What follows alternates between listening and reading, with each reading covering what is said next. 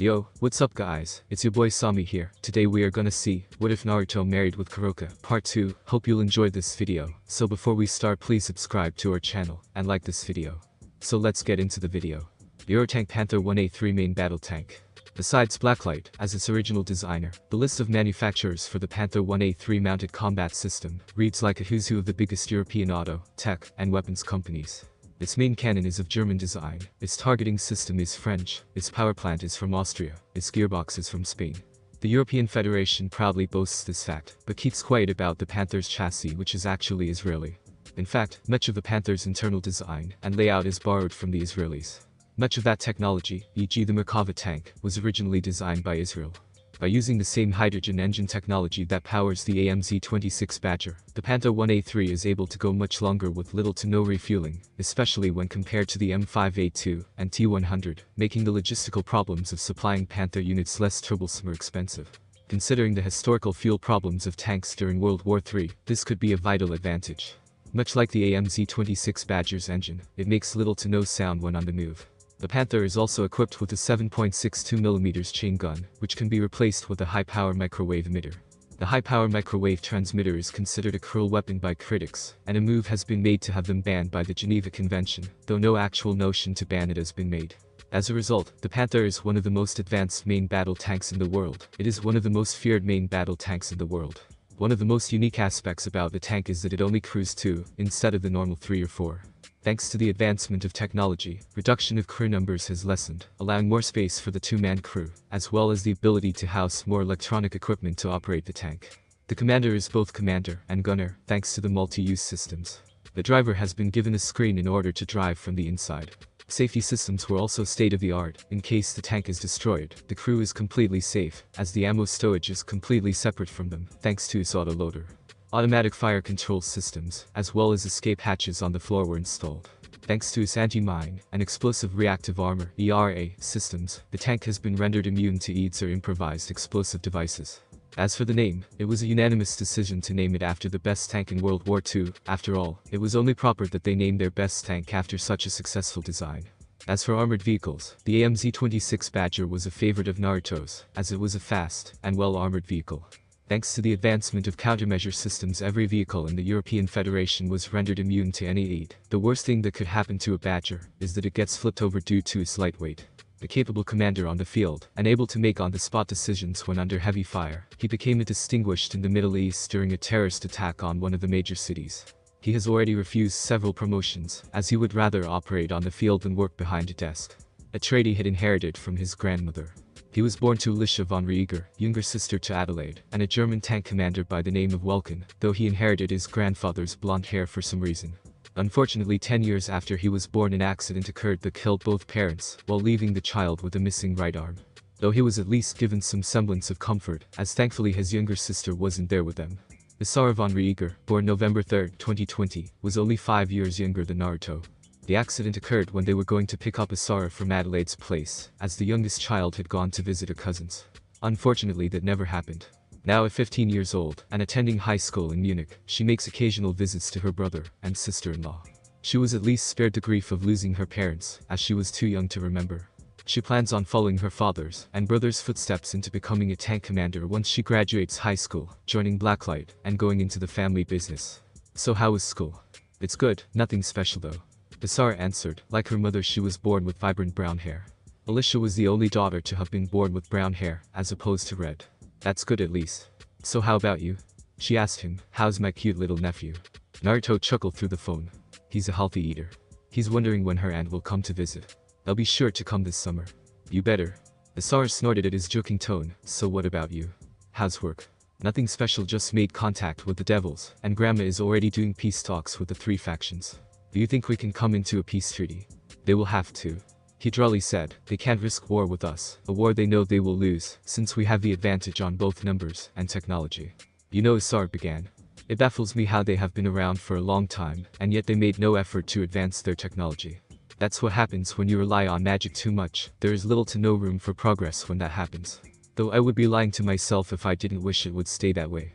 Issei let out a dry chuckle at his words. It's more fun when you have the advantage, huh? Yeah, I have to go. I'll see you soon. Love you, little sis. Love you too, big bro. Bye. Click. 1 month later. A month had gone by since Europe secretly made contact with the three factions. Leading them was Marlene von Rieger, first president of the newly formed European Federation. The new supernation had a GNP grid greater than the United States, and its military power rivaled both the United States and Russia. With Marlene now president, Adelaide had taken over as Rieger Industries and Blacklight CEO. The Konstantinhaus house in Bavaria had become a fortress since it housed not only Naruto, but his family, with 2 of them being a part of the endangered Nakamata race. Only all of Europe had been made aware of the 3 factions, and with that came varied reactions, especially from the very few religious faiths. Thankfully riots hadn't occurred, as they had been told that the government wished to establish relations with them. Though by now most of Europe no longer had that much religion in it, as rumors had begun to spread as to who the angels really are. Even with all of that, life in Europe moved on, people went on with their lives, as if nothing ever happened. Blacklight has been officially merged with the European Federation's Enforcer Corps. Under a renewable contract they will be serving alongside the military. While officially under European jurisdiction, it will still maintain its independence on missions and operations, as well as providing security and military consultation to less hospitable locations in the Balkans, Africa, the Middle East, and Southeast Asia, places where violence is a social norm. The formation of the European Federation caused a stir among the entire world, as well as shock at the bold move. No longer was Europe a group of nations, but an entire unified nation under a single banner. The chosen capital for the European Federation was Paris, as it proved to be not just a sound and logical decision due to its tactical relevance, but it was also a favor spot for tourists. Not all reactions were positive. The United States had every reason to be concerned, as Blacklight had quite a number of former US soldiers being employed into the PMC, not to mention a number of them had been granted citizenship. Russia too was also concerned. The Europeans had begun production of expanding their military, causing the Russians to join in on the arms race, something that hasn't happened since the Cold War. United Europe has become a global superpower, and this time they are playing for keeps. Kolsteinhaus, Bavaria, Germany. Naruto was now getting ready for his assignment, now that the European Federation Enforcer Corps is now in full swing. His 1-month-old son with his cat ears in full view was sitting on a baby stool, playing with his food. Bolt. Kuroka light chided her son, as she whipped the baby food off his face. "Don't play with your food," was all the infant could say while smiling and giggling at his mother. Honestly. The light smiled, as she wiped the mess away. "I fear you will be so much like your father when you grow up." Hey, Naruto whined. "I turned out great, didn't I?" Thankfully. His wife squealed and laughed when she felt the strong arms of her husband pull her close, capturing her lips in a loving kiss. "Vanilla, I like vanilla." Naruto, Kuroka moaned, as her eyes turned to their son who was now staring at them, clapping his hands. Bolt's watching. He chuckled and packed her lips one more time before grabbing his bag. "I have to go." Kuroka sadly smiled, as she pulled him into a hug. "Take care of yourself." "I will." He nodded and leaned down, kissing his son on the forehead. "Take care of your mom, you hear?" Bolt patted his father's cheeks while giggling at the kiss he received on the forehead. Feeling her husband's lips one more time, she watched him go out the door. She had been content in becoming a housewife, tired of the constant fighting she had endured before meeting him, tired of the constant running. Now she had been given a wonderful chance to simply settle down without the fear of devils coming after. She had been given love from the most wonderful man in the world, and was blessed with a son. Life can't get any better than this. Breathing out a sigh, she returned to look at her son who once again made a mess of himself. "Didn't I just clean your face just now?" Kuroka giggled, wiping the mess off his face before planting kisses all over his face. "My baby boy, you're going to be so much like your father." Several hours later. Japan. Town of Kuo. The VTOL aircraft touched down in the warehouse district where Blacklight had currently set up shop, and there was D Company with Naruto's men waiting for him. As he set foot onto the hard pavement, he was greeted by salutes from every soldier he passed by. Approaching his AMC-26 Badger infantry fighting vehicle, he was handed a datapad. "Resupplying is just about done. Whatever this mission is, it better be interesting." Naruto nodded, as he placed the datapad down before climbing up on the vehicle that had the insignia of a grinning fox. "Good to be back, but at the same time bummed that I'm away from the love of my life and little bundle of joy." "We'll be back in no time, sir," the soldier said. Yeah, he had a distant look while flexing his cybernetic arm. "Where's my squad?" "About that, Sirzichus sort of wants us to, spit it out, Corporal." "We're babysitting." "What?" "Warehouse 11. Office room." "What?" The Blacklight soldiers winced at the loud tone, while Adelaide, the new CEO of the PMC, sat there behind her desk, calm and collective. To be honest, she wasn't surprised that her son was angry. "The Lord of the Underworld wants me to take some high school student, have him wear armor, and ride with us like he's one of us." "Naruto, I know this sounds ridiculous." "Ridiculous," Naruto snorted while his tone still sounded angry. "This is insane." Standing there, and recompassing himself, he cleared his throat. "So who am I taking?" "Issei Hyodo," Adelaide bluntly replied. The blonde closed his eyes, trying his best to keep his anger in check. They want me to take the one boy who is too horny for his own good. The one guy whose only brain is the one between his legs. The one guy whose dream is to become some stupid harem king. They want me to take that guy. Adelaide looked sheepish, but nodded, yes, that guy. Oh no, Naruto moaned in despair, as he sat down in the office room. Are they trying to get me, and my men killed? I will not have some horny incompetent fool in my unit, no scratch that, the entire company. I understand you're upset. Upset? The blonde deadpanned, I am livid. They want me to take some child, some inexperienced buffoon, and not only that, but he hasn't even graduated high school. I don't care if he's a devil, angel or whatever, I will not stand for this insult. Adelaide sighed. Of course who would say that if it were her mother sitting here, she would be saying the exact same thing. Those two can be so like it's scary. You have orders, Lieutenant Commander. Gritting his teeth, before sighing in resignation, he nodded, and saluted his mother. Yes ma'am. Seeing her adopted son make his way out of the office, she looked to her left, and gazed at a picture of her younger sister, Alicia von Rieger, the mother of Naruto. Oh Alicia, if only you were here. Naruto grumbled his way towards his squad where Ray, Brad, and Klaus were maintaining their weapons inside the IFE. Hey boss. Ray nodded at his commanding officer. Why the long face? We're getting a new guy. Already? Klaus raised an eyebrow. Who are we getting? The horny kid. The entire squad went silent and stared at the blonde. Whoa, back the fuck up. Ray raised his finger. We're getting the kid who is possibly more hornier than me. That same kid who uses his dick as a brain. Naruto could only grimace as he nodded, and yes requested that we take him with us. Letter says he wants the US to show him and teach him how to fight properly. Wonderful. Brad blankly said, we are getting some horny, overly horny, greatly horny child that not only uses his reproductive organ as his only thought processor, but does not even know how to fight properly besides swinging his fists everywhere. Not to mention he has a talking gauntlet. So where is the FNG? We are to pick him up at Kuo Academy. The blonde said, as he swapped his Kalashnikov for the newer Bal-27 bullpup assault rifle. So mount up, we've got some babysitting to do. Fuck me. Ray cursed, as he put it, and the rest of the disciple team closed the lids on their helmets. You already, Baptist. Get in the vehicle, we got some babysitting to do. The cult research club building. This is unacceptable. Rias roared, I will not allow my precious Issei to go with them, I will not. Serzic sighed. He knew that his little sister was going to be difficult to talk to, but he didn't think it would be this difficult. Rias, the agreement has been made. And you didn't even think of consulting me. The demon lord winced. I'm sorry. You better be. Rias said before sitting down. I'll let us say no of this, but this does not mean I am willing to forgive you for this. Serzic could only look down in shame. I understand. But Chuakeno walked in with a somewhat sad look. A blacklight vehicle arrived. Rias swallowed her saliva, looking nervous, as men had come to take her Issei away. I'll be out there to meet them shortly. Naruto was not a happy camper at this moment, sitting atop the IFE just beside the turret that contained a pair of 4-barreled multi-purpose self-loading tow missile systems, a 30mm chain gun in the center, and a high-powered microwave emitter. This system has both lethal and non-lethal settings.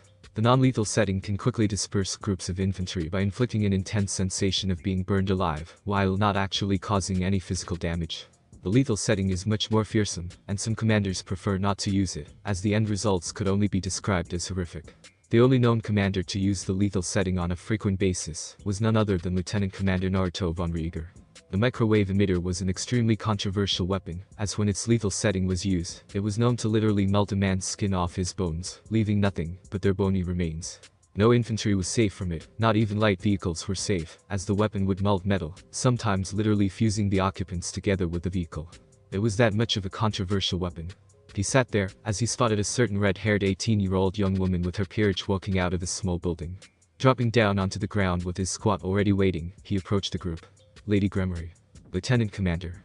Rias nodded before looking at the blonde in the eye. I would like to tell you that I did not agree to this. That makes two of us. He replied in kind, as looked at Serzic in the background for a second before returning his eyes to the heirs. I did not agree to it either, but it seems politics has a way of screwing us over. I agree. Kaneko spoke up, as she stepped forward. How's Wani-sama? Naruto smiled, and looked at the petite girl that is his sister-in-law. She should be preparing dinner right now, though unfortunately I am not there to join her. If you want to go visit her, you are more than welcome, just be sure to contact my mother to arrange for transport. They nodded, as Issei stepped forward. Red Naruto turned his head. Do we have a support gunner? The 28-year-old man shook his head. The blonde squad commander returned to look at the boy, grabbing a light machine gun, and handing it to the brunette. We have one now. Watching her beloved go, Ria's heart broke that he had been chosen to be in such dangers where human-made weapons designed to kill devils and angels existed. Times are changing much to the ire of many of the noble houses of the devils. A shadow was covering their world, a dark and terrifying world where her race was no longer at the top of the food chain. I don't like this. Akeno said in a tone that was not like her. They're sending him into the unknown. Can we even trust them? I can trust Naruto Oni-sama, Kaneko said, much to the surprise of others. He is a good person. I hope you're right, Kaneko-chan. Rias said while letting out a sigh. I hope you're right. Few days later. Somewhere in Afghanistan. Nothing wrong with ME. Nothing wrong with ME. Something's got to GIV. Something's got to GIV. Oh? Let the purists hit the floor. Issei ironically could barely stand the testosterone-filled transport vehicle, as his fellow squad mates were singing a bastardized version of Let the Bodies Hit the Floor. He was in a totally different world. Clutching his machine gun, he simply huddled himself in the corner of the passenger seat, while Ray, Klaus, and Baptiste sang his squad commander Naruto, and second-in-command Brad the Iceman sat on the other end with the former sitting quietly and talking to his wife on the phone. Brady and Ray take turns on who gets to drive the Beast, an affectionate nickname for their Badger infantry fighting vehicle. Right now it's Ray behind the wheel. Hey new guy. Yeah? Makes me wonder how you got in with us. I've been asking myself that since yesterday. Ray couldn't help but laugh. When I joined Blacklight, I asked the recruiter about pussy. What? Issei couldn't help but scream in his mind. The guy told me I'd get to go to Thailand and get all kinds of strange. Ray declared while driving into the night with Afghanistan's mountains just up ahead. What did you ask about, Brad? Brad probably saw that TV commercial, the one with the knight that fucks up the dragon and then turns into the Blacklight soldier. Total fucking ripoff of that Marine commercial, but at least they did it better. Woo, woo. The Baptist cheered. Dress blues with a sword, Hermano. Ray snorted. Fucking dress blues commercial, man. That got so many fucking dudes. Now look at us. Fucking new guy got drafted and doesn't know why he's here. The commander is away from his family. I'm half a world away from good Thai pussy. And Brad is out here rolling around in fuckbit Afghanistan, hunting for dragons in a mop suit that smells like 4 days of piss and bull sweat. The brunette could only gape. He had never heard someone swear so much, and yet here was one guy. You should have rolled into battle with a fucking sword, Brad. That would have fucking rocked. This is a nightmare. Issei lamented in his mind. Don't worry. Brad assured the youngest and newest member of the squad. You'll get used to it. That's what I'm afraid of. To be honest, he didn't know who was hornier, himself or Ray, but what scared him the most were the firefights he was going to get into. Unlike raiding games where you don't get killed, he was going to experience firsthand how humans fight. Feeling the vehicle come to a stop, the squad exited the vehicle and saw that they were in a checkpoint that led into the Himalayan mountains. We're here to relieve and switch rounds with the guard. I'll let them know we're here. Everyone else, take positions. Issei nervously went up beside Brad, as he seemed to be the sane one. Klaus and Ray took positions right up at the gate, while Rudy drove their IFV right up by the gate, allowing it to position itself strategically. Once he was done, he got his sniper rifle and knelt down behind a sandbag. Seeing the fast attack vehicle leave the premises, the entire squad was left alone. Are you sure it's okay with just us here? Issei couldn't help but ask. Brad shrugged. We'll be fine. Standard protocol is that if we see a vehicle that's not supposed to be here, we just fire a smoke grenade as a warning to ward them off, and if that doesn't work, just fire a warning shot. Issei nodded. Okay. Well, Ray interrupted them as they saw a white car approaching. What do we get here? We got one coming at us. Brad aimed his Bell 27 with an underslung grenade launcher and fired a smoke grenade. As the smoke popped out, the car did not stop and kept on going. Time seemed to slow down as Issei aimed his weapon at the car, and without missing a beat, his finger pulled the trigger, firing 2 bursts straight through the car's windshield and hood, killing the driver and possibly wounding the other 2 occupants. Hold your fire, Naruto ordered as he looked at Issei. You didn't fire a warning shot. Brad chastised the boy. That was a wounding shot for fuck's sake. Issei simply stared at the car that was now smoking from the damage that was caused to it. Issei Naruto walked up to the boy. You okay? The brunette was now shaking at what he had done, while watching 2 robed men rush out of the car with one of them bleeding from the arm. Car kept coming. Brad looked at his commander before looking back at the boy, helping him up. Yeah, come on. He led him back into the IFV. Sit down. It's alright, we were just doing our jobs. Naruto could only sigh. Bad fucking idea to begin with. Tears were now pouring down behind the brunette's helmet. He had just killed a civilian. Iraq. Now in Iraq, the Disciple team was doing regular reconnaissance on suspicious villages. He and his squad were currently surveying a small quiet group of huts. Mothawil. This is Disciple, confirmed. A small village with 7 women and children, no men, and no sign of insurgents. Roger that, Disciple. Alright gents, we're done here. Naruto deactivated the zooming feature for his helmet and picked up his assault rifle. Issei let out a small sigh and smiled behind his helmet that there wouldn't be any combat for today. It had been half a week since he had arrived, and since he had killed that civilian. Strangely enough, he had become used to the work that is done around here, and had become used to holding a machine gun. As soon as he and Naruto were about to get up, an explosion rocked the area, causing the brunette to look back and see that the small village with nothing but women and children was reduced to a smoldering heap. What the fuck? Naruto was also completely shocked at what happened. Who the fuck authorized the strike? Baptist and Brad came running towards them, having also witnessed what had happened. They called in a fire mission. Fucking US Army did. Baptist was the one to answer that question. Ray intercepted a transmission and heard some fucking army grunts calling in a fire mission on a possible weapons cache. Bullshit. Issei cursed. Honestly, no one was surprised that he started using more colorful words ever since he got here. Those assholes were just trigger happy. No argument here. Brad spoke up in his usual monotone fashion. I think it's best if we just leave. We're still 40 clicks from the airfield. Naruto said nothing as he nodded, grabbing hold of his Bal 27 and walking down towards their IFE. Ray, Riddy, we're Oscar Mike. Brad told the two other occupants in the IFE as the squad went back into the vehicle. Inside the IFE, all was quiet, as no one dared speak about what just happened back there, how they watched a family get reduced into a smoldering crater. It was just too painful to talk about. That silence though was broken when the radio came to life with Ray answering it. This is Disciple, go ahead. Disciple, Motherwill, you are to head to the airfield immediately. We received reports of a possible insurgent attack. How to copy? Ray then handed the radio phone to Naruto. Copy that, Motherwill, we are en route. Congratulations, Issei. Ray told the brunette, you are going into your first real combat scenario. Issei said with little to no emotion. Alright, check your weapons. Naruto ordered, as he did the same to his firearm. Combat is standard, as usual, keep your distance, and don't do anything rash. Issei, I want you up with Brad, just do what he does, and you'll be fine. The young devil nodded, and pulled the receiver of his LMG back, putting a bullet into the gun's chamber. Minutes passed, and the IFE entered a combat zone, as other Blacklight and FX soldiers were already firing away at insurgents in the distance. The Disciple team dismounted, and quickly got to cover, meeting up with their fellow Blacklight soldiers. What's on the menu today? Ray jokingly asked. All-you-can-eat insurgents. One of them replied, chuckling, as they did so.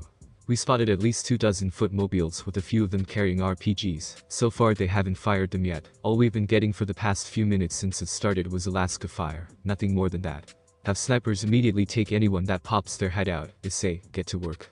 Yes, sir. The brunette nodded, and quickly got down, and fired his machine gun at the opposing force. New guy? The other Blacklight soldier asked. Hot and fresh.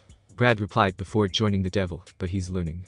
At the same time Baptist, who was in the gunner's seat of the AMZ-26 Badger IFE, began firing its 30mm autocannon and multi-purpose missile launcher. Kyoto household. Japan. In the living room of Issei's home, Rias was pacing back and forth. It had been more than a week and a half since Issei was sent to the Middle East with the Blacklight soldiers, and since then there had been no word from him. It's been more than a week. Rias. Akeno looked at her best friend. Calm down. I am completely calm. The redhead snapped at her before realizing who she was talking to. Sorry. Rias, I'm worried too, we all are, but getting angry won't help. We just have to be patient.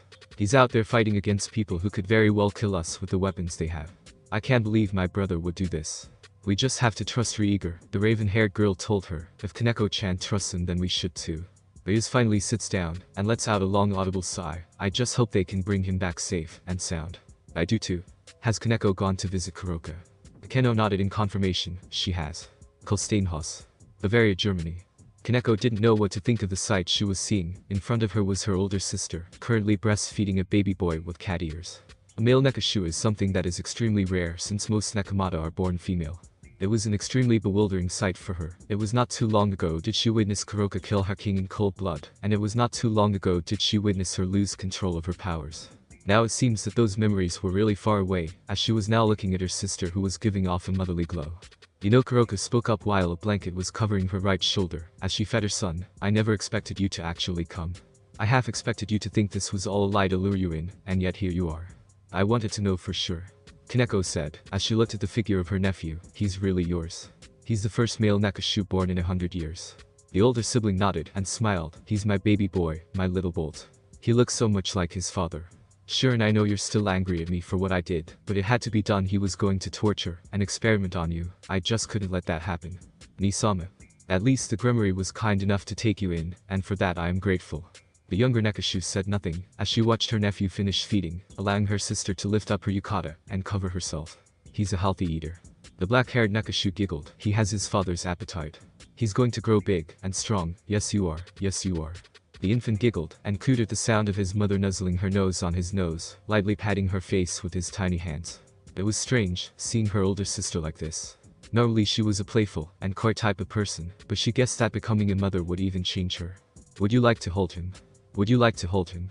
She asked one more time, as she walked up to her and sat down beside her. Is it okay? Kuroka nodded. Of course, both should get to know her aunt. Kaneko gulped down nervously, as her sister gently handed her the little bundle of joy, carefully lifting her arms. Kuroka placed her son on them.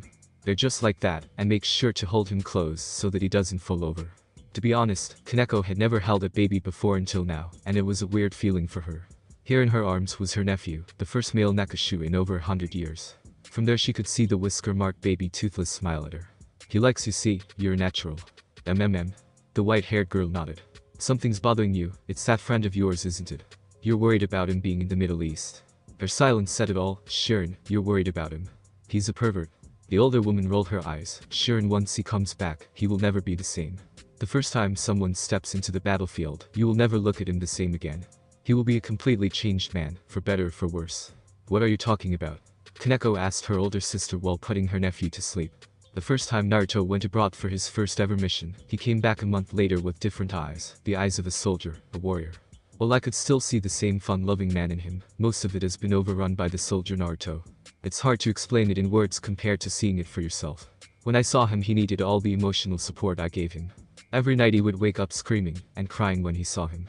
Every night I had to hug him and hum a lullaby so that he could sleep. He was on medications for the next few months. 1 month, he was just there for 1 month, and it did that to him. Your friend will be in the Middle East for that long as well. Kaneko couldn't believe what she was hearing. Issei was going to be there for the next 2 to 3 weeks, and he was going to experience all the death and destruction that the human world knows best. She wondered, what would Rias say if she told her all this? Caressing her son's cheek, she smiled at the sight of her younger sister, getting to know her nephew more. All you have to do is to have you and your friends be there for him once he gets back. After that, everything will fall back into place. The Rock. Military airfield.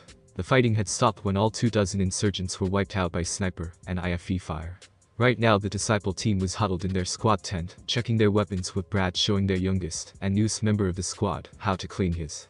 There you go, you'll be cleaning weapons like licking your girlfriend's private part in no time. Ray chuckled. Excellent choice of words, Sergeant. Honestly, Issei wasn't surprised at how much innuendo they were using. He was in a unit filled with men after all, and the women in the airbase who were just as armed and just as deadly didn't care about the words they used. As long as they aren't provoked or angered, they should be fine. While Issei finished cleaning his weapon, he noticed how Rudy really looked without his helmet. He had a slight tank on his skin, black hair, and black eyes. With his last name Rias, there was no doubt he was Latino. Ray saw this and could not help but smirk. You know, it doesn't make you gay if you think Rudy's hot. Rudy heard this and simply smiled while he stowed away his weapon, looking at Issei, who nearly choked on the words said to him by Ray. We all think he's hot, Ray declared while cooing at the Latino. Jesus, you're beautiful. I'm going to hell out here. Rudy said, back home, all I eat is sushi and vegetables. The nutrition here is garbage. We eat what we got, fruity Rudy. Naruto said while placing some ammo into his empty magazines. You know, I'm glad, Sharon, and I moved to Paris. There's no fat people there. Dog Baptista snorted. Why do you care about having fat people where you live? I want to live in a place where people care about themselves. Rudy replied. Damn it, Rudy. Brad scoffed while cleaning his rifle's barrel. When are you going to realize you're fucking gay? That got everyone, including Issei, to laugh at the jibe.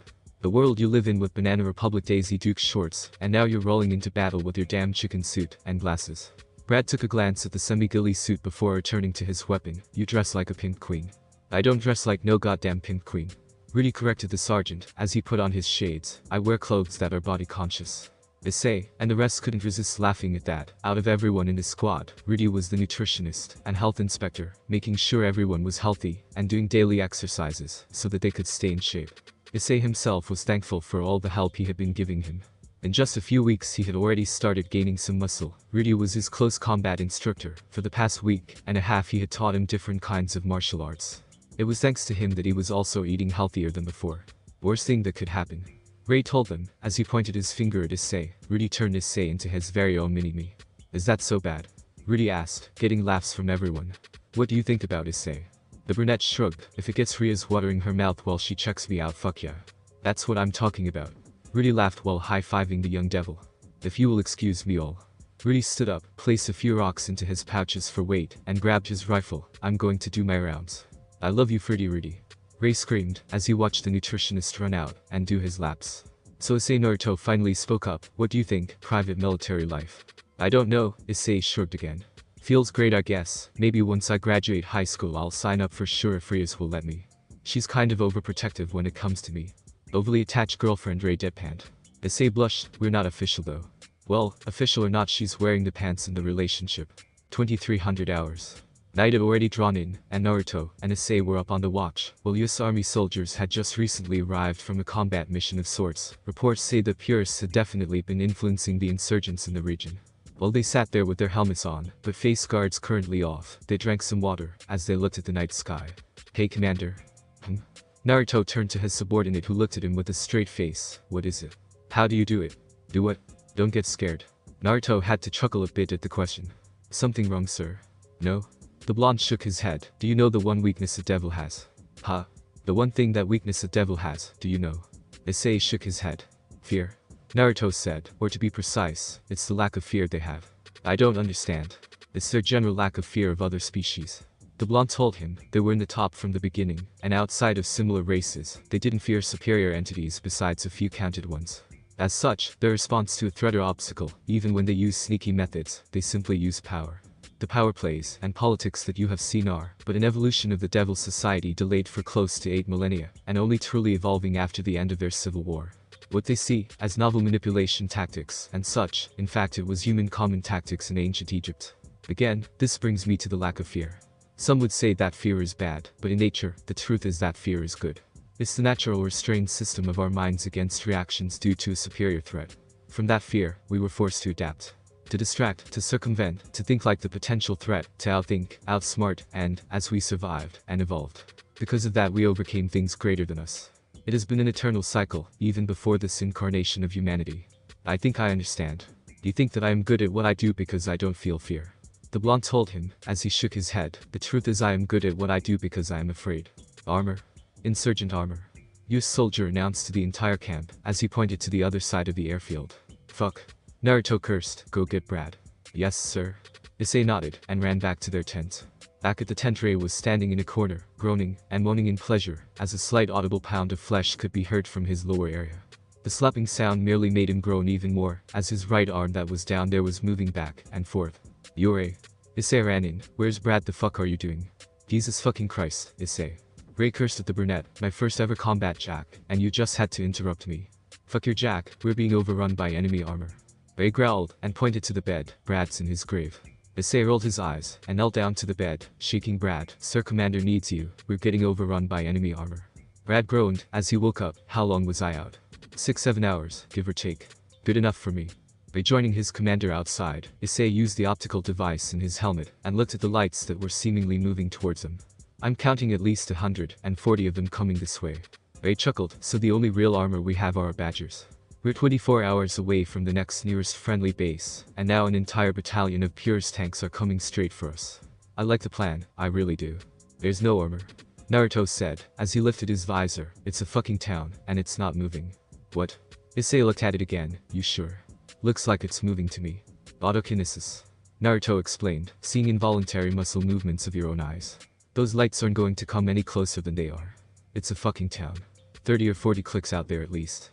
How far out did our American friends call this? They said around 15 clicks out. Issei replied. It's bullshit, there's no armor. Just as Naruto said that, the airstrike that the Americans called and started bombing the designated area. Out in the distance over 11,000 pounds of high explosive ordnance was being dropped into nothing but sand. Ray shrugged. Well, apparently the United States Air Force thinks Lieutenant Commander Naruto von Rieger of Blacklight's disciple team is full of shit. Next day. So let me get this straight. Ray grumbled, as he drove their badger down the dirty road heading for the town. The US Army were the ones who called in an airstrike, and yet they want the US to babysit them, as they inspect their little mistake. We're PMC Ray. Really rebutted, for all intents and purposes we're responsible. That's fucking bullshit, and you know it. So who do they have for a translator? Issei asked. One of the translators we hired, his name is Mish. So who exactly are we babysitting? Naruto showed them the picture of the US Army lieutenant, the same guy who called in the bullshit airstrike. As the men disembarked with the US Joint Light Tactical Vehicle by Lockheed Martin pulled over in front of the Badger. Disciple team simply sat back, as they watched the US Army lieutenant and Mish walk up to an old man with his goat. Parody spoke, as he pointed to the conversation. What do you think they're saying? Baptist smiled, as he and Issei knelt down before starting a horrible interpretation of what they think they're saying. Excuse me Mish, tell the man we come in friendship. And Mish says. Issei continued, deciding to join in on the fun. Dude. My big American friends are going to fuck you up if you don't show us some blown up tanks.